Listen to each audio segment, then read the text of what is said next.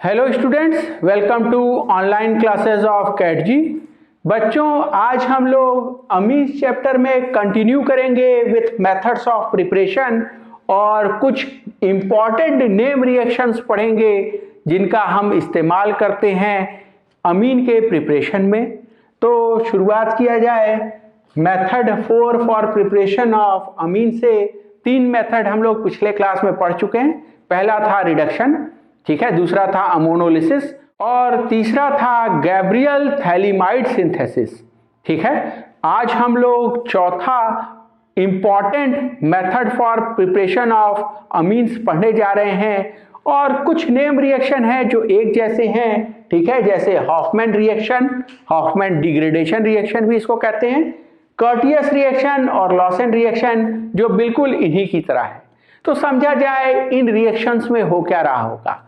यहां मेरे पास एक सबस्ट्रेट होगा RCONHLG। यहां आपको दिखेगा ये एक सब्स्टिट्यूटेड एमाइड है, एमाइड का डेरिवेटिव है जिसमें नाइट्रोजन पे एक लीविंग ग्रुप लगा है, ठीक है। यहां होगा क्या, हम इस्तेमाल करेंगे बेस का। बेस आएगा और इस एसिडिक हाइड्रोजन को बाहर निकाल लेगा to generate conjugate base of the substrate, ठीक है। नाइट्रोजन पे निगेटिव चार्ज, और अब जब ये नाइट्रोजन पे निगेटिव चार्ज आएगा तो आपको दिखेगा ये नाइट्रोजन पे निगेटिव चार्ज है, इस पे इलेक्ट्रॉन डेंसिटी काफी ज्यादा है, इसलिए लीविंग ग्रुप बाहर निकल रहा है। लीविंग ग्रुप अगर बाहर निकल गया तो क्या होगा, नाइट्रोजन का ऑक्टेट तो पूरा नहीं रहेगा और इसी वजह से ये जो एल्किल ग्रुप यहां R है इट विल माइग्रेट। ये एल्किल ग्रुप यहां माइग्रेट करेगा, इसके वजह से क्या होगा, कार्बन पे प्लस आएगा, कार्बन पे प्लस और इस नाइट्रोजन पे माइनस है, यानी दोनों के बीच में पाई बॉन्ड भी बनेगा। तो कार्बन नाइट्रोजन के बीच में आपको दिखाई देगा यहां पाई बॉन्ड बनते हुए, ये देखिए ये पाई बॉन्ड कार्बन नाइट्रोजन के बीच में बना, ठीक है। ये सिग्मा बॉन्ड तो पहले से ही था, पाई बॉन्ड ये वाला बना, ठीक बात है। लीविंग ग्रुप बाहर चला गया और ये R जो है ये मूव कर गया है कहां, नाइट्रोजन पे। अब आपसे हम थोड़ी सी बात कर लें कि ये हाइड्रोजन एसिडिक है, तभी तो इसको OH- ले जा पाया है। क्यों ये हाइड्रोजन एसिडिक है, क्योंकि जब आप कॉन्जुगेट बेस बनाएंगे तो आपको दिखाई देगा ये नाइट्रोजन पे जो निगेटिव चार्ज आने वाला है वो रेजोनेंस से डीलोकलाइज्ड है, ठीक है। ये निगेटिव चार्ज इधर और ये ऑक्सीजन पे, ठीक है। तो आपको ये रेजोनेटिंग स्ट्रक्चर भी दिखाई देगा कॉन्जुगेट बेस का। यही वजह है कि ये जो हमारा सबस्ट्रेट था ये एसिडिक नेचर शो करता है, ठीक है। तो कॉन्जुगेट बेस, उसके 2 रेजोनेटिंग स्ट्रक्चर और ये कॉन्जुगेट बेस में होने वाला रीअरेंजमेंट, इस रीअरेंजमेंट को ही हम कहते हैं हॉफमैन रीअरेंजमेंट, ठीक है, हॉफमैन रीअरेंजमेंट, ठीक है। अब ये क्या बन गया मेरे पास, I have formed isocyanate intermediate, ठीक बात है। आइसोसाइनेट इंटरमीडिएट जो बना है वो अलग अलग तरह के सॉल्वेंट के साथ रिएक्ट कर सकता है। फॉर एग्जांपल अगर आपने H2O लिया तो क्या होगा, अगर आपको समझना है H2O लेंगे तो क्या होगा, तो सोचिए ये जो पाई बॉन्ड है कार्बोनिल कार्बन और नाइट्रोजन के बीच में, ये आपको तोड़ना है टुवर्ड्स मोर इलेक्ट्रोनेगेटिव नाइट्रोजन, यहां प्लस यहां माइनस। और अगर आपके पास H2O है तो आप इसको सोचिए H+ OH-, ठीक है, OH- इधर H+ इधर, you will get carbamic acid from this, ठीक है। और ये स्टेबल नहीं होता रिएक्शन कंडीशन में, इसीलिए टूट जाता है फर्दर, ठीक है। यहां H यहां OH, H2CO3 यहां से मिला और ये H2CO3 further it will break into CO2 and H2O और इस एंड से आपको RNH2 प्राइमरी अमीन मिल गया। आप चाहते तो यहां सॉल्वेंट वाटर की जगह अल्कोहल भी ले सकते हैं। अल्कोहल लेंगे तो क्या सोचेंगे आप, ये H+ है और R-O- है। H+ कहां जाएगा, टुवर्ड्स इलेक्ट्रोनेगेटिव नाइट्रोजन, और ये कहां जाएगा, टुवर्ड्स कार्बोनिल कार्बन जिस पे प्लस चार्ज है, ठीक है। तो आपको ये प्रोडक्ट दिखाई देगा यहां पे। अगला आप अमोनिया भी ले सकते हैं। Here you will think of it as H+ NH2- RNH2, इसको आप सोचेंगे RNH- H+, ये बॉन्ड तोड़ के सोच लीजिए, ठीक है। आपको पता है H+ कहां ले जाना है, आपको पता है ये निगेटिव वाला पार्ट कहां ले जाना है। और आपको डिफरेंट प्रोडक्ट यहां मिल जाएगा। ये डिफरेंट प्रोडक्ट्स का क्या नाम है ये थोड़ी देर बाद चर्चा किया जाएगा। अभी हम वापस अपने मुद्दे पे आए और वो ये है कि यहां ये जो लीविंग ग्रुप है, if leaving group is equal to bromine और chlorine, in that case it is known as Hofmann reaction. खासकर अगर आप ब्रोमीन लेते हो तो ब्रोमीन के साथ इसका नाम होता है हॉफमैन ब्रोमामाइड रिएक्शन। क्यों नाम ब्रोमामाइड है ये हम बात करेंगे, साथ ही साथ इसका नाम पूरा लिखा जाएगा हॉफमैन ब्रोमामाइड डिग्रेडेशन रिएक्शन। क्या है डिग्रेडेशन, इसकी भी चर्चा की जाएगी।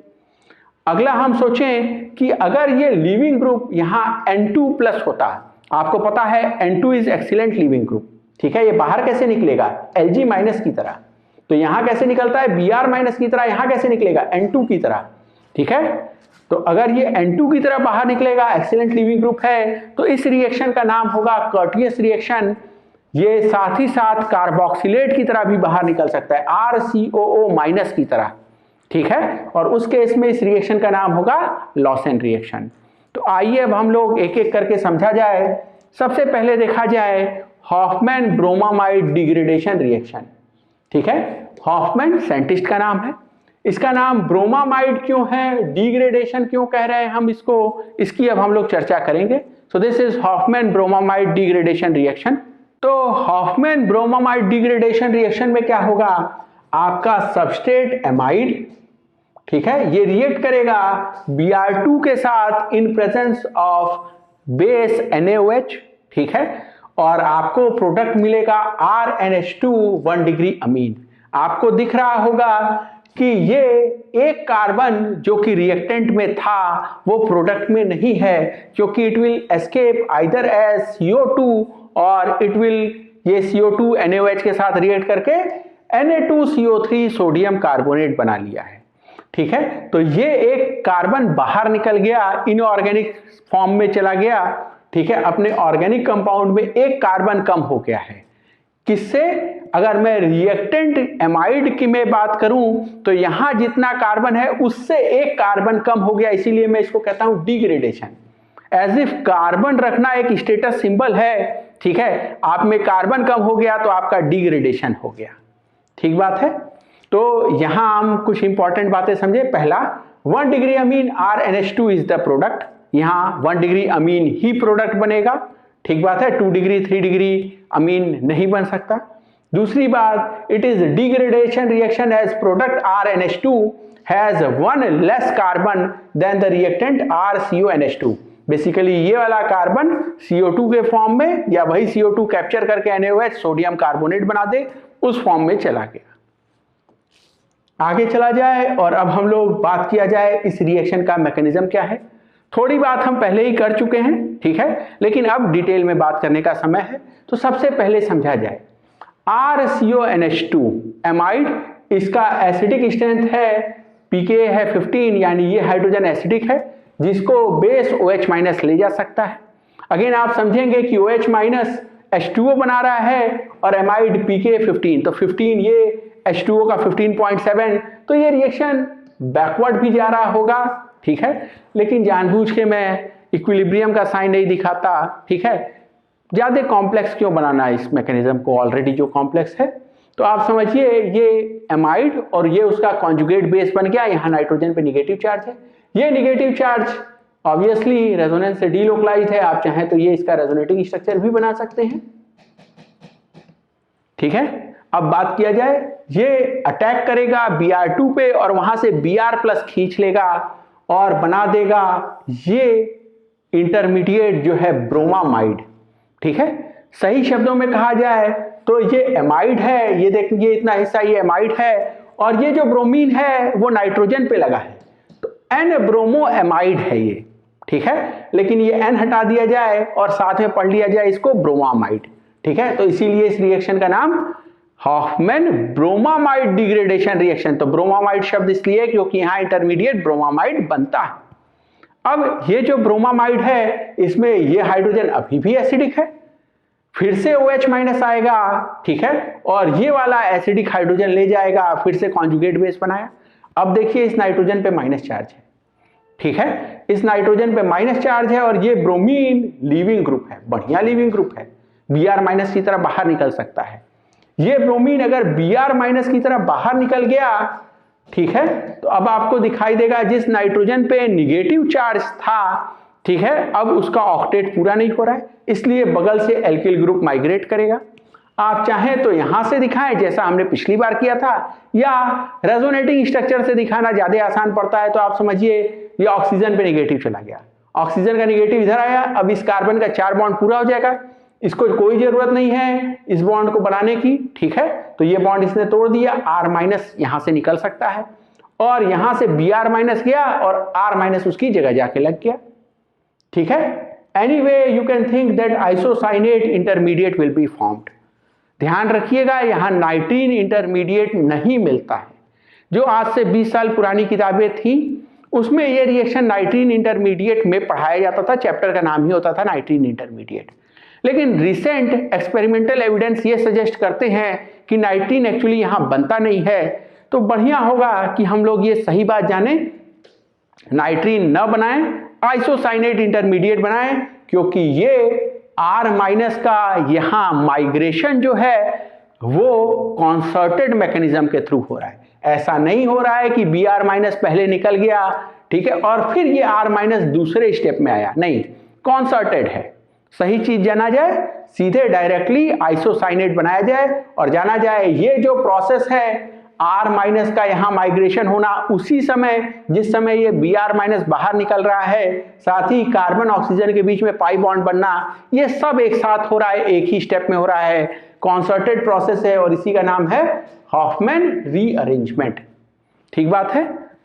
आइसोसाइनेट इंटरमीडिएट बन गया और ये आइसोसाइनेट इंटरमीडिएट बनने के बाद अब इसका हाइड्रोलिसिस होगा। बेसिकली हम डायरेक्टली यहीं पे कर देते हैं, ठीक है, ये दोनों बॉन्ड एक साथ तोड़ दिया जाए, यहां पे 2 हाइड्रोजन लगा दिया जाए, यहां 2 OH लगा दिया जाए, H2CO3 बनेगा, बेसिकली CO2 उसमें से बाहर निकल जाएगा, ठीक है। या आप चाहें तो पहले कार्बेमिक एसिड बनाएं, फिर कहें कि उसको हम फिर से तोड़ेंगे और फाइनली 1 डिग्री अमीन बनाएंगे। इंपॉर्टेंट पॉइंट क्या है कि आप देखिए हॉफमैन डिग्रेडेशन रिएक्शन में कुल मिला के आपको 4 इक्विवेलेंट लगता है NaOH का, तो 4 OH माइनस का आपको कंजम्पशन समझना है कि कहां कहां हो रहा है। पहला OH माइनस देखिए, ये पहला एसिडिक हाइड्रोजन निकालने के काम आएगा, दूसरा OH माइनस ये दूसरा एसिडिक हाइड्रोजन निकालने के काम आएगा, और बाकी के 2 OH माइनस काम आए आपका हाइड्रोलाइज करने के, आइसोसाइनेट से RNH2 बनाने के, ठीक है। तो बेसिकली आप समझिए 2 बार OH माइनस का इस पे अटैक हो रहा है, ठीक है, और बनने वाला जो है वो H+ खींच रहा है सॉल्वेंट से। तो ये बात ध्यान रखिएगा कि कुल 4 इक्विवेलेंट OH माइनस के आपको इस्तेमाल करने हैं। Final product RNH2 primary amine बनाना है। फिर से हम लोग जल्दी से कुछ इंपॉर्टेंट बातें रिकैप कर लिया जाए। पहला, ये रिएक्शन प्योर एमाइड देता है RCONH2, ठीक है, यहां ये 2 हाइड्रोजन होने जरूरी हैं। प्योर एमाइड देता है, इमाइड भी देता है, ठीक है। इमाइड क्या होता है? CONH2, ये इमाइड भी देता है। आगे चलेंगे तो अभी इसका कुछ क्वेश्चन किया जाएगा।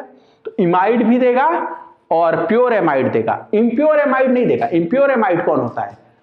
RCONH, यहां R नहीं लग सकता, चाहे आप RCON R1 R2 कह दूं मैं इसको, ठीक है। तो ये लोग इम्प्योर एमाइड हैं, ये लोग नहीं देते हॉफमैन डिग्रेडेशन रिएक्शन, ठीक है। कौन देता है? प्योर एमाइड देता है, इमाइड भी दे सकता है। आगे चला जाए, यहां जो R का माइग्रेशन है वो कॉन्सर्टेड प्रोसेस है और ये इंट्रामॉलिक्यूलर माइग्रेशन है। बगल के किसी मॉलिक्यूल का R यहां नहीं आके लग सकता, ठीक है। एक क्वेश्चन के थ्रू ये बात हम लोग आगे समझा जाए कि intramolecular migration of alkyl group R happens, ठीक है, विथ रिटेन्ड कॉन्फ़िगरेशन, ठीक बात है। और यही हॉफमैन रीअरेंजमेंट ही इस पूरे हॉफमैन डिग्रेडेशन रिएक्शन का RDS है, स्लोएस्ट स्टेप यही है।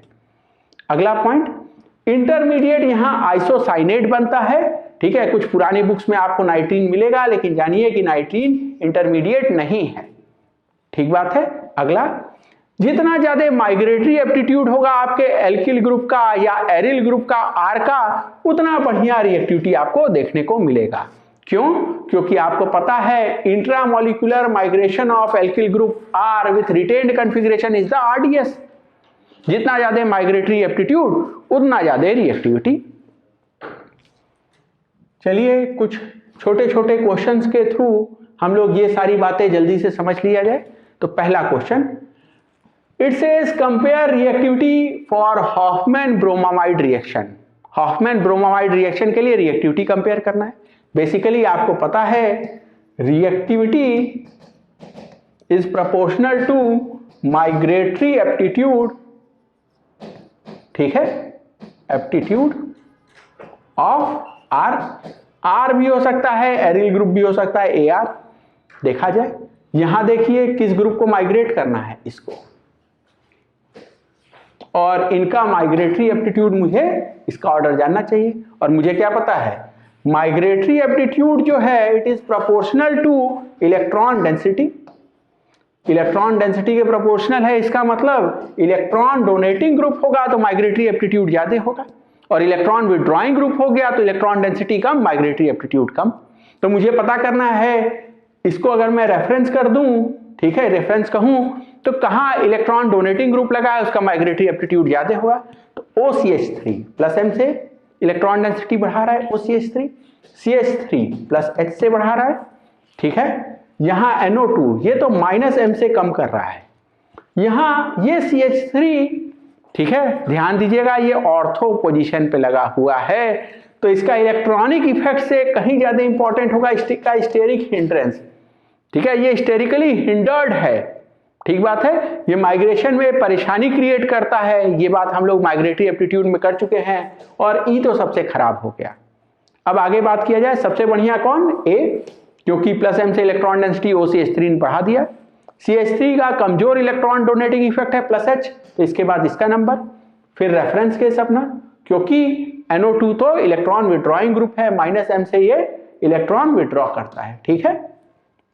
और ये वाला यहाँ स्टेरिक फैक्टर ज्यादा इंपॉर्टेंट हो गया इलेक्ट्रॉनिक फैक्टर से, इसका माइग्रेटरी एप्टीट्यूड सबसे खराब है। ऑर्थो सब्स्टिट्यूटेड रिंग जो होता है उसका माइग्रेटरी एप्टीट्यूड कम होता है। आगे चला जाए, नेक्स्ट क्वेश्चन देखा जाए। Next question, right the product. यहां देखिए दो सबस्ट्रेट आपको दिया है और इनका एक साथ जो है हॉफमैन ब्रोमामाइड रिएक्शन हम करा रहे हैं। ध्यान दीजिएगा, हमने बात की थी कि यहां माइग्रेट होने वाला ग्रुप, उसका माइग्रेशन इंट्रामोलिकुलर है, इंटरमोलिकुलर माइग्रेशन नहीं हो सकता, यानी कभी भी हॉफमैन ब्रोमामाइड में आपको क्रॉस प्रोडक्ट नहीं मिलेगा, ठीक है, क्रॉस प्रोडक्ट नहीं मिलेगा। क्यों नहीं मिलेगा? क्योंकि रिएक्शन इज इंट्रामोलिकुलर, ठीक है, इंटरमोलिकुलर माइग्रेशन हो ही नहीं सकता, यानी इसका रिएक्शन अलग, इसका रिएक्शन अलग। जब इसका रिएक्शन हो रहा होगा तो ये क्या बना रहा होगा, ठीक है, तो इसका रिएक्शन हो रहा होगा तो ये बनाएगा, ये बेसिकली CO निकाल दें, काट दें, ये रहेगा ही नहीं, काम खत्म। तो बेंजीन रिंग है, उस पे NH2 लगा हुआ है, ये नाइट्रोजन 15 है, ठीक है, आइसोटोप इस्तेमाल कर लिया है, और इसमें फिर से यहां से CO काट दें, यहां से मिल जाएगा आपको ये NH2 और यहां ड्यूटेरियम लगा हुआ है। कॉन्फ़िगरेशन भी रिटेन होता है, तो ये ड्यूटेरियम जो ऑर्थो पे था वो मेटा पैरा पे नहीं जा सकता, ठीक है, कॉन्फ़िगरेशन भी आपको रिटेन करना है। तो दो बातें आपने समझी, इंट्रामोलिकुलर होता है, क्रॉस प्रोडक्ट नहीं मिलता है, दूसरा आप कॉन्फ़िगरेशन जो है वो भी रिटेन करते हैं, ठीक बात है। और तीसरा पॉइंट जो हम आपको समझाना चाहते हैं कि आप Br2 के जगह कुछ और रिएजेंट भी इस्तेमाल कर सकते हैं। फॉर एग्जांपल Br2OH- की जगह मैंने सीधे KOBr यूज कर लिया, ठीक है। आप NBS का भी इस्तेमाल कर सकते हैं, बेसिकली ब्रोमीन के सोर्स की तरह OH-, ठीक है। तो Br2 की जगह NBS, OH- as it is, तो ऐसे भी काम चल जाएगा। नेक्स्ट क्वेश्चन देखा जाए। नेक्स्ट क्वेश्चन से ये जो इमाइड है इसका आप रिएक्शन कराइए Br2 in presence of OH-, ठीक है। तो बेसिकली क्या ये भी हॉफमैन डिग्रेडेशन रिएक्शन देगा, समझा जाए। सबसे पहले जाना जाए कि क्या ये हाइड्रोजन एसिडिक है, क्या OH- इसको खींच के ले जाएगा, it will generate the conjugate base N-,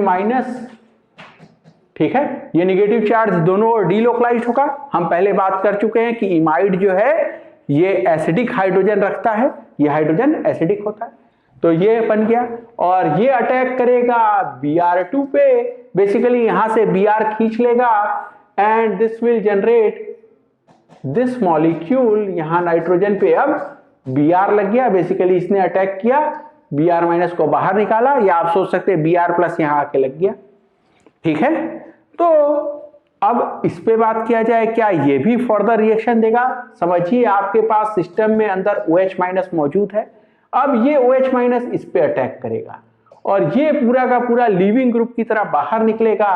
so this will give us C double bond O N Br यहां माइनस, ठीक है, ये लिविंग ग्रुप की तरह निकला, C double bond O OH, ठीक है। और आपको पता है कि तुरंत एसिड बेस रिएक्शन हो जाएगा, ठीक है। ये लिविंग ग्रुप की तरह बाहर निकला है Lg माइनस की तरह, ठीक है, और ये नाइट्रोजन नेगेटिव चार्ज, जबकि यहां से तो कार्बोक्सिलिक एसिड बन रहा है, तो तुरंत ही ये रिएक्शन हो गया, एसिड बेस रिएक्शन, ऑक्सीजन पे माइनस आ गया और यहां NH। अब इस एंड को देखिए, क्या आपको दिखा कि ये जो एंड है अब ये ब्रोमामाइड बन चुका है। So this is bromamide. और अब ब्रोमामाइड पे आप समझ ही रहे हैं कि ये हॉफमैन ब्रोमामाइड डिग्रेडेशन का रिएजेंट है। तो इस एंड से समझा जाए कि फाइनली मुझे क्या होगा, ये C डबल बॉन्ड O बाहर निकल जाएगा, ठीक है। इस एंड पे तो जो रिएक्शन होना था हो चुका है। So this has become COO minus, ठीक है। इस वाले एंड पे देखा जाए तो इस एंड पे ये CO बाहर निकल गया and this will become NH2, ठीक है। तो यहां पे भी मुझे हॉफमैन ब्रोमामाइड रिएक्शन मिला, बेसिकली इस एंड से कार्बोक्सिलेट मिला है, जो कि अगर हाइड्रोलिसिस हो पाया एसिडिक, ठीक है, लेट्स से मैंने एसिडिक हाइड्रोलिसिस कर लिया, तो इस एंड से मुझे दिखाई देगा कि यहां से COH मिल गया और यहां से ये वाला C डबल बॉन्ड O गायब हो गया, यहां सीधे मुझे हॉफमैन ब्रोमामाइड हो गया, ठीक है। CONH2 से यहां पे एज इफ आपको RNH2 मिल गया, ठीक है। तो इस एंड से आपको 1 डिग्री अमीन मिला और इस वाले एंड से आपको कार्बोक्सिलिक एसिड मिल जाएगा आफ्टर एसिडिक हाइड्रोलिसिस। यहाँ एसिडिक हाइड्रोलिसिस नहीं दिया था, तो बेसिकली आपको इसी स्टेप पे रुक जाना होगा, ठीक है। आगे चला जाए, नेक्स्ट क्वेश्चन देखा जाए। नेक्स्ट क्वेश्चन देखिए, जैसा हमने पिछली बार किया वैसा ही यहां पे भी है। पिछली बार Br2OH माइनस दिया था, यहां दोनों मिला के OBr माइनस दिया हुआ है मुझे। फिर से वही काम, मैं डायरेक्टली आंसर लिखता हूं। तो एक एंड से आप सोच सकते हैं, लेट्स से मैं इस एंड से COO माइनस बना लूंगा और इस वाले एंड से मैं हॉफमैन ब्रोमामाइड डिग्रेडेशन रिएक्शन कराऊंगा, यहां से NH2 बना दूंगा, ठीक है। मैकेनिज्म हम पिछले क्वेश्चन डिस्कस कर चुके हैं, यहां हम सीधे आंसर लिख रहे हैं। अगला इस वाले को देखा जाए, यहां और यहां केवल एक अंतर है कि नाइट्रो ग्रुप लग गया। अब नाइट्रो ग्रुप लग गया, पिछली बार तो सिमेट्रिकल था, आप किसी से भी COH बना सकते थे या COO माइनस बना सकते थे, किसी भी एंड से हॉफमैन ब्रोमामाइड डिग्रेडेशन करा सकते थे। इस बार क्या होगा, तो इस बार सोचिए कि पहले स्टेप में क्या होगा, बेसिकली ये हाइड्रोजन निकलेगा, यहां Br प्लस आके लग जाएगा और अब फिर से OH माइनस को अटैक करना है। OH माइनस को अटैक करना है फॉर SN2TH रिएक्शन। यहां देखिए ये जो स्टेप था ये बेसिकली SN2TH था, ठीक है, nucleophilic acyl substitution reaction. Attack हो रहा है न्यूक्लियोफाइल का और लिविंग ग्रुप बाहर, ठीक है। यहां पे कहां अटैक ज्यादा आसान होगा, वहां पे जहां कार्बोनिल कार्बन जो है वो ज्यादा इलेक्ट्रोफिलिक है। और नाइट्रो ग्रुप का कैसा इफेक्ट होता है, -M -I, -M एक्सर्ट कहां करेगा, इस पैरा वाले पे। यानी इस बार आपको पता है कि OH माइनस जब अटैक करेगा तो इधर अटैक करेगा, यानी ऊपर वाले एंड से आपको COO माइनस बनाना है, नीचे वाले से यहां से आपको दिखेगा CONH2 मिलेगा, ठीक है। ये बेसिकली नाइट्रो ग्रुप में यहां लगा रहा हूं, ठीक है, NO2। तो नाइट्रो के जो पैरा पे है, ठीक है, उधर से COO माइनस, यहां से CONH2 और बाद में दिखेगा हॉफमैन ब्रोमामाइड डिग्रेडेशन हो जाएगा, तो बेसिकली यहां से NH2 डायरेक्टली जुड़ा रहेगा, ठीक है। So this will be your final product. आगे चला जाए, नेक्स्ट क्वेश्चन देखा जाए। नेक्स्ट क्वेश्चन मुझसे पूछ रहा है कि जब मैं हॉफमैन ब्रोमामाइड डिग्रेडेशन करूंगा तो क्या आपको पता है कि एल्किल ग्रुप का कॉन्फ़िगरेशन रिटेन रहता है? बेसिकली अगर आपको प्रोडक्ट लिखना है तो कुछ भी नहीं करना, बेसिकली ये C डबल बॉन्ड O जो दिख रहा है इसको मिटा दीजिए, हो गया प्रोडक्ट। ठीक है, यहाँ पे भी C डबल बॉन्ड O जो दिख रहा है इसको मिटा दो, बेसिकली ये NH2 उठा के यहाँ लिख दो, हॉफमैन ब्रोमामाइड डिग्रेडेशन। यहाँ पे देखो ये तो हटेगा ही, डिग्रेडेशन तो है ही है। क्या ये Nd2 रहेगा? जवाब है नहीं, ये Nd2 नहीं रहेगा, क्योंकि ध्यान दीजिएगा हॉफमैन ब्रोमामाइड डिग्रेडेशन में होता क्या था, सबसे पहले ये एसिडिक ड्यूटेरियम या एसिडिक हाइड्रोजन जो जनरली होता है वो निकलता है, वहां ब्रोमीन लगता है और फिर से अटैक होता है और दूसरा वाला भी बाहर निकलता है और फिर जो है एल्किल ग्रुप का माइग्रेशन होता है, हॉफमैन रीअरेंजमेंट होता है। यानी जो दोनों ड्यूटेरियम थे वो तो बाहर निकल गए। ठीक है, तो दोनों ड्यूटेरियम को ये OH- खींच ले जाता है। ध्यान देना OH- 4 इक्विवेलेंट कंज्यूम होता है। बेसिकली ये दोनों एसिडिक ड्यूटेरियम निकालने के ही काम आता था, 2 इक्विवेलेंट, और 2 इक्विवेलेंट आपके हाइड्रोलिसिस के काम आता था आइसोसाइनेट के। तो अगर मैं थोड़ा सा मैकेनिज्म आपको बता दूं, ठीक है, वैसे तो प्रोडक्ट यही वाला है, दोनों यहाँ पे ड्यूटेरियम की जगह हाइड्रोजन आएगा, लेकिन फिर भी ये प्रोडक्ट बनेगा। फिर भी चलिए हम लोग मैकेनिज्म से एक बार बात को समझ लिया जाए। तो मेरा रिएक्टेंट जो है, ठीक है, दिस इज COND2। सबसे पहले क्या होगा, OH- आएगा, ये ड्यूटेरियम को बाहर ले जाएगा, यहाँ माइनस चार्ज, और ये Br2 में से Br+ एज इफ खींच लिया, ठीक है, और ब्रोमामाइड बन गया। तो मैं डायरेक्टली ब्रोमामाइड बना देता हूं, आपको दिखेगा एक ड्यूटेरियम गायब हो गया। अब ड्यूटेरियम गायब हो गया, फिर क्या होता है, फिर से OH- आता है, सेकेंड इक्विवेलेंट OH-, फिर से यहाँ एसिडिक ड्यूटेरियम को ले जाएगा, फिर यहाँ नाइट्रोजन पे माइनस। इस बार क्या होगा, ये ब्रोमीन लीविंग ग्रुप है बढ़िया, ये बाहर निकल जाएगा, ये जो एल्किल ग्रुप है वो नाइट्रोजन पे माइग्रेट कर जाएगा and you will gate isocyanate intermediate. ठीक है, तो ये पूरा का पूरा ऐसा, ठीक है, फ्यूरेन पूरा का पूरा इधर माइग्रेट करके चला गया। फिर आप इसका हाइड्रोलिसिस करते हैं, बेसिकली इधर 2 OH लगाते हैं, इधर 2 H लगाते हैं, और ये H का सोर्स क्या है आपका, सॉल्वेंट है H2O, यानी यहां H आएगा। सो फाइनल प्रोडक्ट में आपको दिखेगा यहाँ ड्यूटेरियम नहीं, यहाँ हाइड्रोजन लगा है। ठीक बात है, तो ये बेसिकली आपको मैकेनिज्म टेस्ट करने के लिए सारे क्वेश्चन है। पहला पॉइंट कि क्या आपको पता है कॉन्फ़िगरेशन रिटेन रहता है, दूसरा पॉइंट कि आपको पता है कि नाइट्रोजन पे जो भी लगा हुआ है हाइड्रोजन या ड्यूटेरियम वो OH- बाहर निकाल लिया जाता है। ठीक है, ये हॉफमैन रीअरेंजमेंट होता है, आइसोसाइनेट आपको इंटरमीडिएट बनता है और फिर उसका हाइड्रोलिसिस होता है। ठीक है, आगे चला जाए और बात किया जाए अपने नेक्स्ट क्वेश्चन की। So next question says write Hofmann degradation reaction product. ठीक है, आपको दिखाई देगा इस बार एमाइड की जगह मैंने लिया है यूरिया। ठीक है, और आपको दिखाई देगा कुछ भी नहीं, इस बार भी यही CO बाहर निकल जाएगा and product will be NH2 hydrazine product आपको मिल जाएगा। ठीक है, इस वाले में देखा जाए, यहां पे भी आपको दिखाई देगा ये गायब हो गया। ठीक है, ये गायब हो जाएगा और आपको प्रोडक्ट मिलेगा CH3 CHCl NH2। लेकिन ध्यान दीजिएगा इस बार अभी भी सिस्टम में OH- मौजूद है। ठीक है, OH- मौजूद है, यानी ये Cl को रिप्लेस कर देगा OH-, यहां OH लग जाएगा और अब आपको दिखाई देगा OH और NH2 अगल बगल। ध्यान दीजिए ये अमीनो एल्कोहल है। ठीक है, और इसका डिहाइड्रेशन पॉसिबल है, और आप इसको ऐसे समझ सकते हैं कि यहां से आपने डिहाइड्रेशन करा लिया, ये H2O बाहर निकाल दिया and final product will be CH3 CH double bond NH। ठीक है, तो फाइनल प्रोडक्ट इस बार आपको अमीन न मिलके इमीन मिला है। ठीक है, अगला देखा जाए, यहां पे फिर से ये सिंपल क्वेश्चन है, यही CO बाहर निकलेगा, कॉन्फ़िगरेशन रिटेन रहेगा। ठीक है, and you will gate HCH3 PH NH2। ठीक है, तो बेसिकली आपको कॉन्फ़िगरेशन रिटेन करना है। ठीक है, फिशर देके यही बात आपसे जानना चाह रहा है। आगे चला जाए और बात किया जाए अपने नेक्स्ट रिएक्शन की। नेक्स्ट रिएक्शन जो हमको पढ़ना है वो हॉफमैन डिग्रेडेशन जैसा ही है।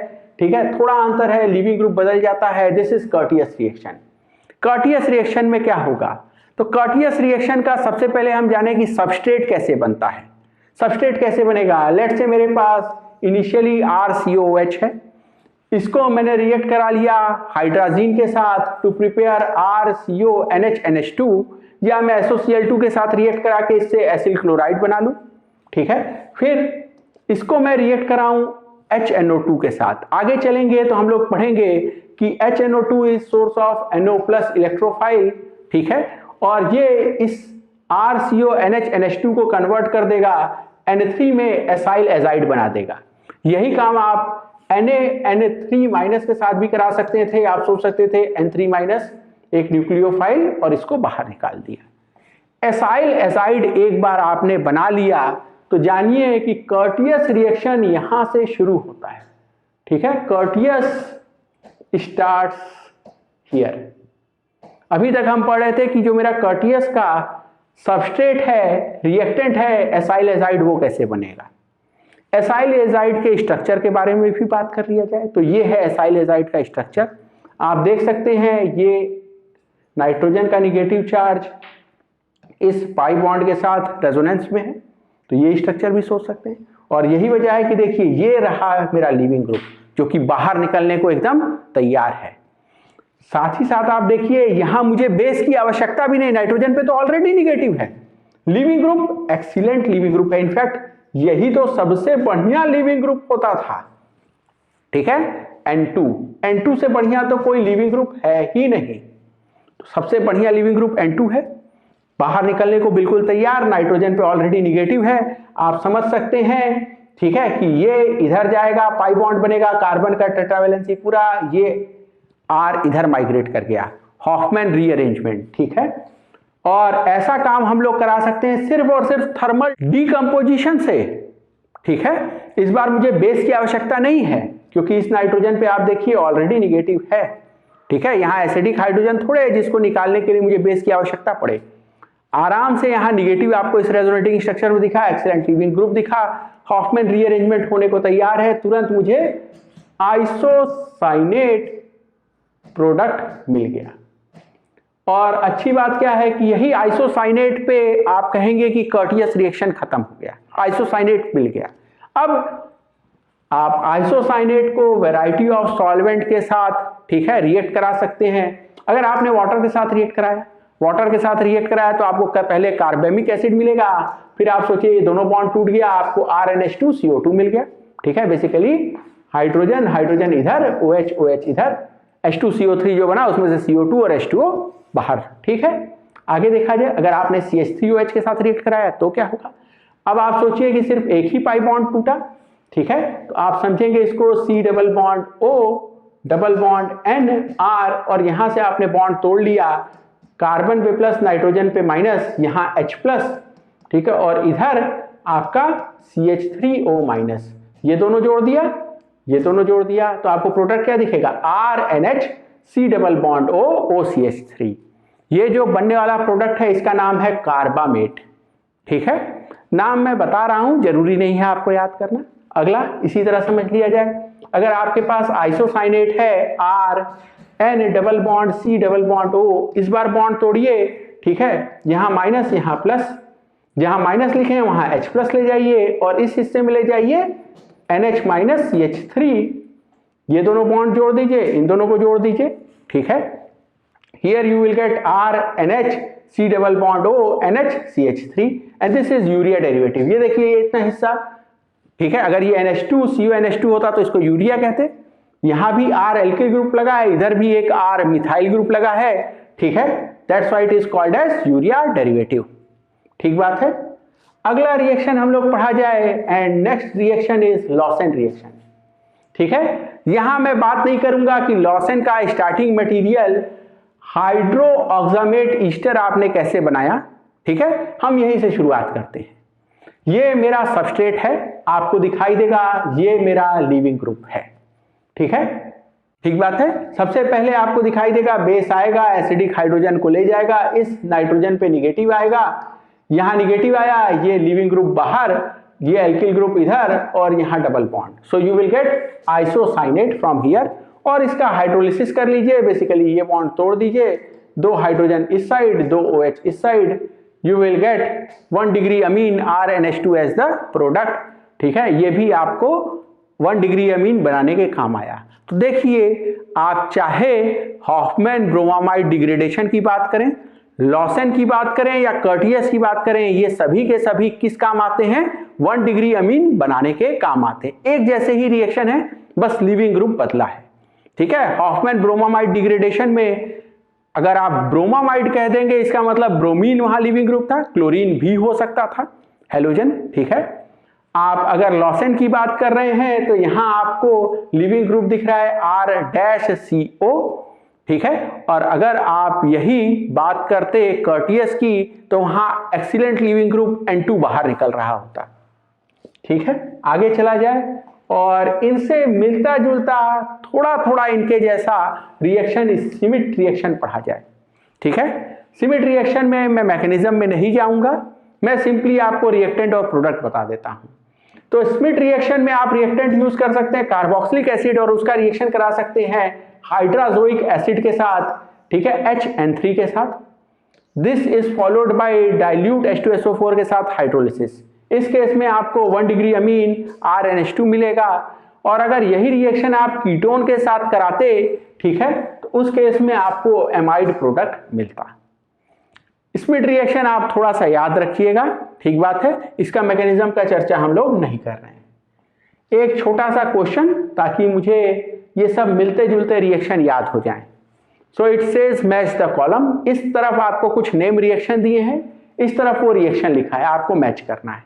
ठीक है, हॉफमैन ब्रोमामाइड क्या इस्तेमाल करेंगे आप? Br2OH-। ठीक है, ये देखिए Br2OH- या KOBr आपको दिख गया। इसका मतलब हॉफमैन ब्रोमामाइड तो यही ए वाला है। दूसरा वाला देखा जाए, यहां आपने क्या यूज किया है? Hydrazoic acid. और हाइड्राजोइक एसिड जैसे ही आपको देखा, आप कहिए यही श्मिट रिएक्शन है। ठीक बात है। अगला देखा जाए, यहां लिविंग ग्रुप को देखो। ठीक है, ये आपको लिविंग ग्रुप देख के याद आया कि क्या ये लॉसेन रिएक्शन है। ठीक है, लॉसेन रिएक्शन में लगता है पिछली बार मैंने ध्यान नहीं दिया। ठीक है, लॉसेन रिएक्शन जो है ये रहा, यहां एक ऑक्सीजन भी है, सॉरी। ठीक है, ये पूरा का पूरा कार्बोक्सिलेट यहां लिविंग ग्रुप होता है। ठीक है, तो एक ऑक्सीजन भी इधर था लिविंग ग्रुप, वो छूट गया था लग रहा है बनाने में। चलिए देखा जाए फिर से ये क्वेश्चन। सो लॉसेन रिएक्शन में ये मेरा CH3COO- एसीटेट आयन जो है वो लिविंग ग्रुप है। ठीक है, और यहां से भी प्राइमरी अमीन ही बनेगा। तो आप रिएजेंट देख के पहचानेंगे, इनफैक्ट लिविंग ग्रुप देख के पहचानेंगे। ठीक बात है। यहां पे देखिए, यहां आप रिएक्शन करा रहे हैं इसका, लेकिन HNO2 का इस्तेमाल किया, यानी बेसिकली आप ये पहला स्टेप देख के समझ जाएंगे कि HNO2 के साथ रिएक्शन करा के आप इसको बना रहे हैं क्या? N2 प्लस यहां माइनस। ठीक है, सिमिलरली आप Na3- एजाइड आयन के साथ रिएक्शन ही करा रहे हैं, ये बाहर फिर से ये बन गया एक्सीलेंट लिविंग ग्रुप, यहां N2 है, और एक्सीलेंट लिविंग ग्रुप N2 जो D और E में बन रहा है, ये दोनों का दोनों क्या है? कर्टियस रिएक्शन है। तो आप लिविंग ग्रुप देख के पहचान गए कि हॉफमैन ब्रोमामाइड कर्टियस। ठीक है, लॉसेन में से ये कौन सा है? Hydrazoic acid. रिएक्टेंट देख के पहचान गए कि वो श्मिट है कि नहीं। जानिए कि ये रिएक्शन बहुत डिटेल में तो आपसे नहीं पूछा जा सकता, सिर्फ रिएक्शन देके उसका नाम पूछा जा सकता है। ठीक है, और आप मैकेनिज्म हॉफमैन ब्रोमामाइड का पढ़े ही हैं, तो बाकी दोनों लॉसेन और कर्टियस भी जानने में कोई परेशानी नहीं होगी आपको। ठीक बात है। एक ये अंतिम क्वेश्चन जो कि JEE एडवांस 2016 का है, इसको अटेम्प्ट किया जाए।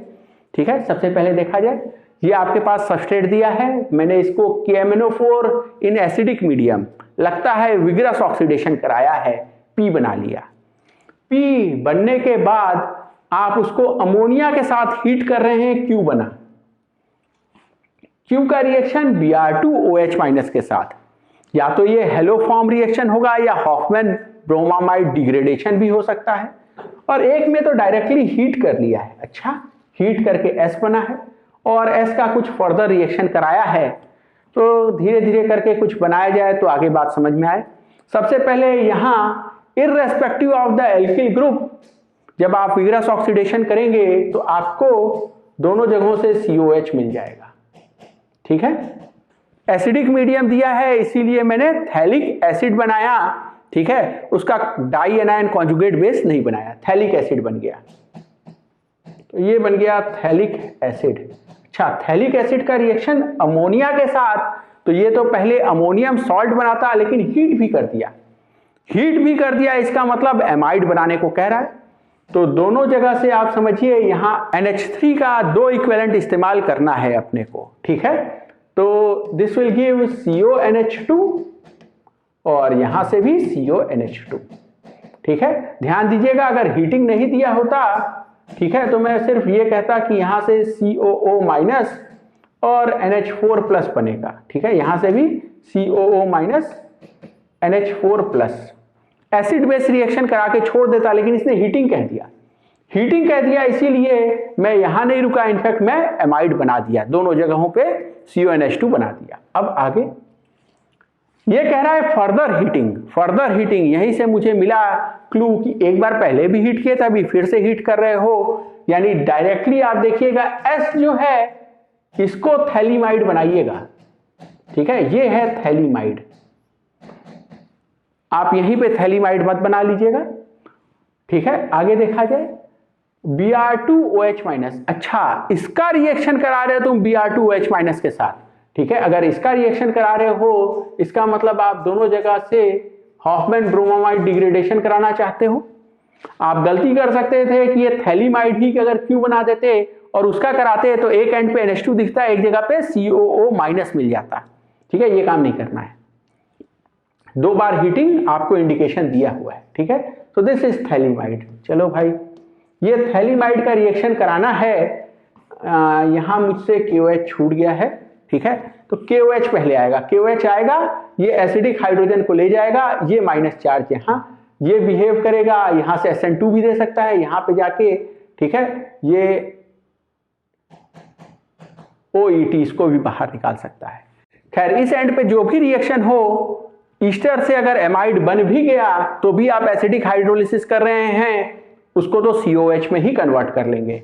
यानी अगर इतने हिस्से को हम देखें सिर्फ, तो यहां से तो COOH ही बनना है, ठीक है। ईस्टर से एमाइड बन गया तो भी, और आप ईस्टर का ही हाइड्रोलिसिस सोचे इस जगह पे रिएक्शन कम हो रहा है, ठीक है, इधर SN2 ही कराए तो भी, और फाइनली यहां पे भी ये इम्प्योर कार्बोनिल कंपाउंड है, ठीक है। तो फाइनली ये भी बॉन्ड टूटना ही है, इधर H इधर OH OH, ठीक है। यानी फाइनल प्रोडक्ट मुझे क्या मिलना है, this is CH3, this is CH और यहां NH2।